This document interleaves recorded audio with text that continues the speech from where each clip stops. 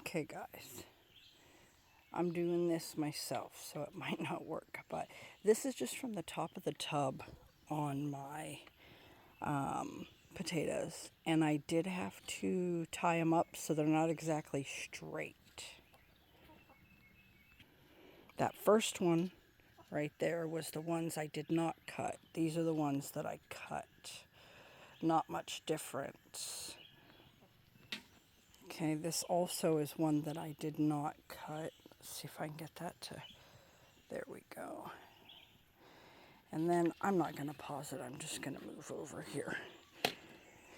You can see these ones fell over. They are not tied up very well, but from back there to up here, will it, I don't know if it will, there we go. We're up there. And they're blooming again. So that's really nice that we have the blooms coming in again there. And that's different blooms, not the same one that bloomed. So there again is my potato experiment update.